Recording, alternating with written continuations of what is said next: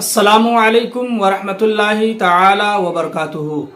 मोहतरम सामीन व नाज़रीन, तरावी की नमाज़ पढ़ने का तरीक़ा क्या है, तरावी की नियत कैसे करना चाहिए, तरावी में कौन सी सूरतें पढ़ी जाती है, तरावी का वक्त कब से कब तक रहता है, जमात के साथ या अकेला तरावी कैसे पढ़ी जाती है, इस वीडियो में हम तरावी पढ़ने का मुकम्मल तरीक़ा आसान अंदाज में आपको बताएंगे।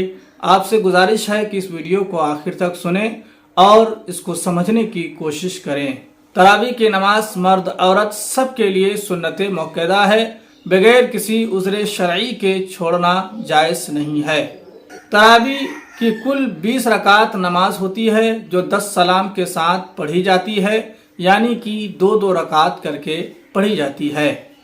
कब तरावी की नमाज पढ़ेंगे तो इसको आप गौर से सुनें कि सबसे पहले आप ईशा की 4 रकात सुन्नत पढ़ेंगे, फिर 4 रकात फ़र्ज पढ़ेंगे, फिर 2 रकात सुन्नत पढ़ेंगे, फिर 2 रकात नफल पढ़ेंगे, फिर आप तरावी की नमाज पढ़ने के लिए खड़े होंगे।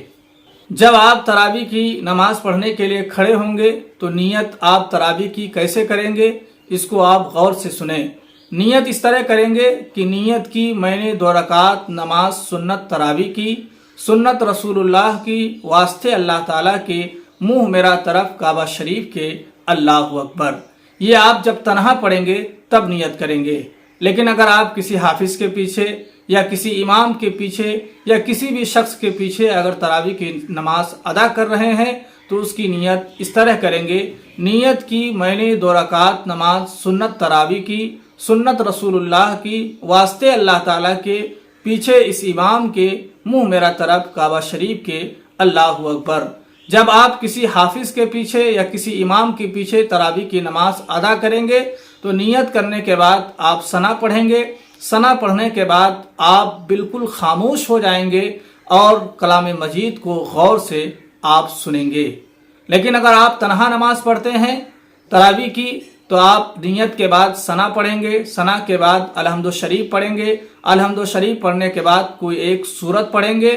जिस तरह बकिया नमाजें आप अदा करते हैं इस तरह तरावी को भी आप पूरी करेंगे। अकेले तरावी की नमाज पढ़ने में आम तौर से लोग छोटी छोटी सूरतें पढ़ते हैं, लेकिन मैं सबसे आसान तरीका आपको बता देता हूँ कि सूरह फील से लेकर के सूरह नास तक, यानी अलम तरा कैफा से लेकर के वन्नास तक 10 सूरतें होती हैं। आप इन 10 सूरतों को हर रकात में एक बार पढ़ें। इस तरीके से आपकी 10 रकात मुकम्मल हो जाएगी।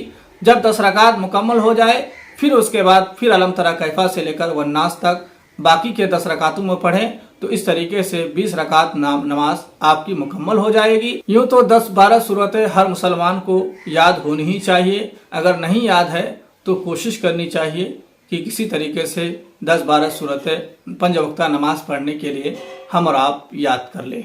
मेरी गुजारिश है कि इस वीडियो को बार बार सुनें और तरावी की नमाज पढ़ने की कोशिश भी करें। अस्सलामु अलैकुम वरहमतुल्लाहि वबरकातुहू।